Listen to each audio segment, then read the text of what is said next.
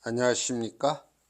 오늘은 제118강 역시 지난 시간에 이어서 특수일관대 생시로 구성되는 격 중에 비천농막격이라고 하는 것을 설명드리고자 합니다. 이 비천농막격 또 한 종류로서 도축농막격 그렇게 나눠져 있는데요. 그냥 비천농마 하면은 흔히 이 비천농막격을 얘기하고 도축농마라고 할 때는 성질이 조금 달라요.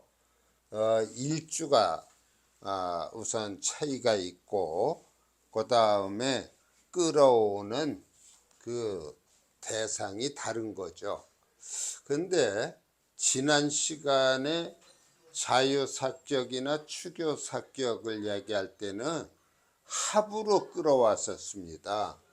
이 합으로서 필요한 것을 멀리서 자신에게 소용닿는 것을 합으로 끌어왔다면 이 비천농막격이나 도축농막격은 충으로 끌어오는 것입니다. 합이 아니고 충으로 끌어오는 거니까 제 생각에는 이 합이라고 한다면 어떤 미인계 작전을 썼든 또는 가서 능히 서로 합할 그러한 분위기가 조성된 그러한 경우라고 한다면 이 충이라고 하는 것은 어떻게 보면 완력으로 끌어온 것이 아닌가 하는 생각도 같습니다. 그래서 이 충으로 불러들이기 때문에 끌어오기 때문에 힘이 좀 강해야 돼요. 그러니까 패거리가 있어야 된다는 말이죠. 그래서 멀리 가서 자기에게 소용되는 자를 거의 강압적으로 끌어온다고 해도 과언이 아니죠. 충이니까 어떤 화해로서 끌어온다고 보긴 어렵고요. 근데 그 끌어오는 대상이 뭐냐? 녹과 마라고 하는 것입니다. 이 녹이라고 하는 것은 사전적인 뜻을 찾아보면 복이라는 의미도 있고요. 복 또는 하사하는 녹 어떤 상금이나 어떤 공적에 대한 어떤 그 대가로서 주어지는 녹도 있을 수 있겠고, 여하튼 간에 이 녹은 관이에요. 관. 그러니까 쥐가 되는 것이죠. 이 관이 되고 마라고 하는 것은 재가 됩니다. 재. 아마 옛날에 부유한 집안, 부귀한 집안에는 말이 있었겠지요. 오늘날의 이 말의 작용을 하는 것이 아마 자동차 같은 것일 텐데, 자동차에도 제가 이름을 기억하기 힘든 그런 비싼 자동차들이 많이 있지 않습니까? 그런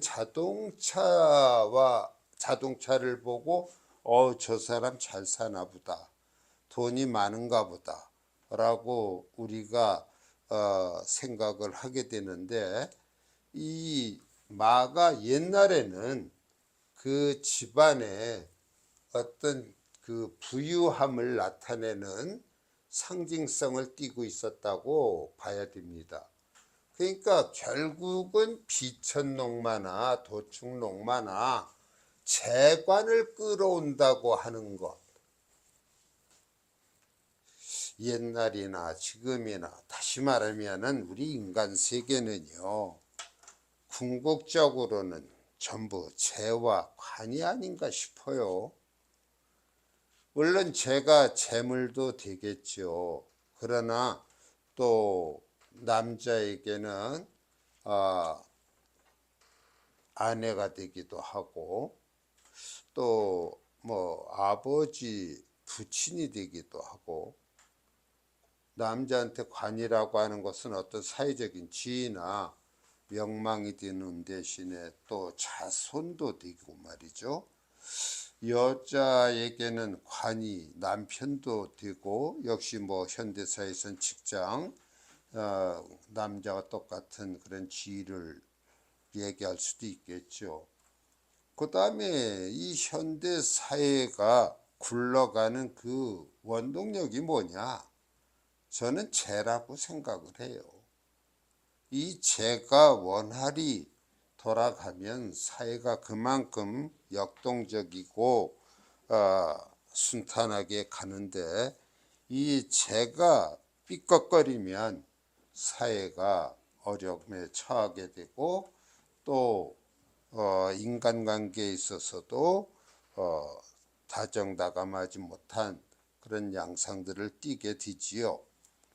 그래서 인류가 시작되고서부터 오늘에 이르기까지 이 재와 관이라고 하는 것, 그것은 어느 재, 어느 관을 놓고 많은 사람들이 경쟁하고, 심지어는 권모술수를 써서 쟁취하고자 하는 그런 대상이 되어 있다. 그러다 보니까 이런 사주 공부를 하다 보면은 재와 관이 왜 이렇게 만인의 동경의 대상이 되어 있고, 그것을 쟁취하기 위해서 몸부림을 치는가 하는 것들을 우리가 알게 되는데, 제 자신은 뭐 재와 인연이 없어서 그런지는 몰라도 여하튼 간에 그렇게 죽기 살기로 뛰어들지는 못하고 있습니다. 그저 그냥 뭐 의식주 유지하면 다행인 것이죠. 얘기가 다른 데로 좀 흘렀습니다만, 제가 이런 특수격들을 이렇게 소개해 드리다 보면은 전부 재 아니면은 관이에요. 근데 자기 명주 내에 없으면 그것이 그만큼 약화되는 것, 우리가 내격에서 많이 봤는데요. 이런 특수격에서 보면은 전부 이 재 아니면은 관이 자기 명주 내에 없음에도 불구하고 합으로 끌어다 쓴다든지 충으로서 끌어서 쓴다든지 하는 방법들을 보니까요, 제가 봤을 때 여하튼 간에 사주는, 명조는 좋고 봐야 되지 않나, 그런 생각을 하게 됩니다. 여기서 이제 우리가 비천농마 할 때 그 비천농마격에는 이 특수 일간이니까요, 네 가지가 있어요. 경자일주, 임자일주, 신해일주, 계해일주. 그러면은 충으로 끌어온다고 했으니까 여기에 이 자는 오를 끌어온다는 얘기가 되겠죠. 오를 끌어다가 관으로 쓰고 재로 쓴다는 얘기입니다.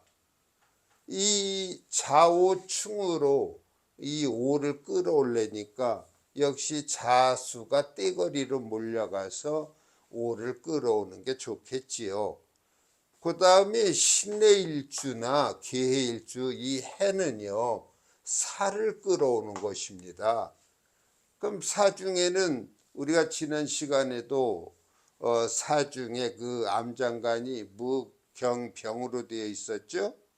그러면은 병화는 이 신금에 정관으로 작용하게 되고, 그 다음에 무토는 계수일간에 역시 정관으로 작용하게 됩니다. 그래서 사해충으로 끌어온다, 또 좌우충으로 끌어온다 하는 것이 이 농막격의 두드러진 특징이 됩니다. 그 다음에 여기 도축농막격 할 때 병오일이 있고 정사일이 있어요. 여기서도 자를 끌어올 것이고 여기서는 해를 끌어올 것입니다. 그러니까 비천농마와 상황이 바뀌어 있는 것이죠. 여기선 자수가 오를 끌어오는데 도축농마에서는 오화가 자를 끌어와요. 그 다음에 여기 해가 사를 끌어오는 데 비해서 여기서는 사가 해수를 끌어오는 것이죠. 그래서 도축농마가 되는 것입니다. 역시 이러한 재관을 끌어오기 때문에 사주의 기가 역시 강해야 되겠고요. 또 끌어올 대상이 이미 갖추어져 있다고 한다면 끌어올 일이 없어요. 그걸 전실이라고 한다고 그랬죠. 그러니까 전실이 되어 있으면은 역시 불기라고. 그 다음에 이러한 자가 힘을 써야 되는데 그 자를 합으로 묶고 있다든지 충으로 깨고 있다든지 한다면은 그것은 파격이 되는 것이며, 이 해가 사를 충으로서 끌어오는데 이게 인목이 와서 인의 합으로 묶고 있다든지 그러면은 역할을 못하지 않습니까? 그런 것들을 꺼리게 되는 것입니다. 그러면은 우리가 예시를 통해서 한번 보죠. 우선 일주만을 보니까 여기 신의 일주예요. 신의 일주니까 여기에 보면 비천농막격의 일주가 되지 않습니까? 비천농막격. 그리고 이렇게 해가 겹쳐 있음으로써 가서 완력으로라도 끌어올 수 있을 거예요. 뭘 끌어오겠습니까? 이 해가 힘을 합해서 사를 갖다가 끌어오게 되겠죠. 근데 여기서 조금 유의할 것은 여기에 정화라고 하는 관이 있어요. 평관이. 그래서 이 평관이 있으니까 이게 파격이 아닌가 하는데 사실은 여긴 정임합이 돼서요. 이 정화는 존재감을 상실하게 됩니다.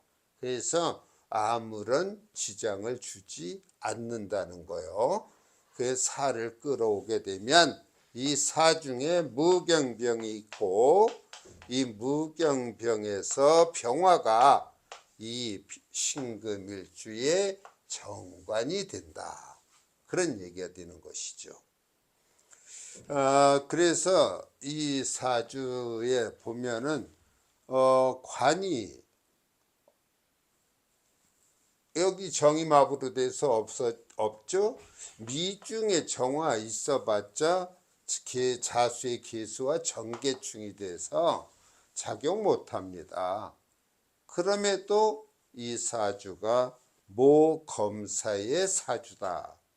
우리가 얘기한다면 관을 잘 쓰고 있는 사주란 얘기입니다.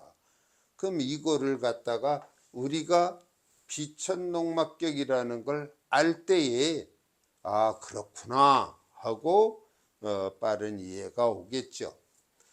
그 다음에 이 두 번째 예는 병호일간이니까 도축농마에 해당되는 예가 되겠습니다. 역시 이렇게 오화가 띠를 지어 있어요. 그럼 이 오가 가서 자를 끌어오는 것이죠. 자를 끌어오게 되면은 좌우충으로 끌어오게 되면 자 중에는 계수가 있습니다. 이 계수가 병화의 정관이 되는 것입니다.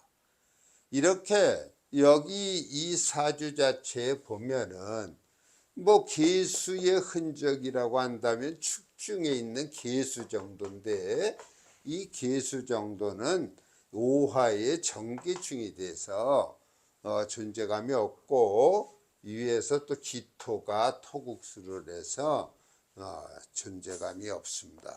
역시 멀리 가서 끌어올 만하다. 역시 이 사주 역시 뭐 검사의 사주가 됩니다. 이렇게 사주상으로 봐서 이 사람이 어떤 그 관 쪽으로 그렇게 나가서 어떤 일정한 지위에 이를 수 있는 사주로 보이지 않는데 이러한 특수격의 모습을 하고 있어서 그런 위치에 이른다 하는 것. 격과 그 격이 드러내는 용신, 그러한 것들을 우리가 파악하면은 사주가 보다 명료하게 그 사주의 어떤 특성이나 운의 흐름의 좋고 나쁨을 우리가 쉽게 알 수가 있는 것입니다. 자, 오늘 이 시간에는 충으로서 필요한 재와 관을 끌어다 쓰는 비천농마와 도충농마격에 대한 설명을 간략하게 드렸습니다.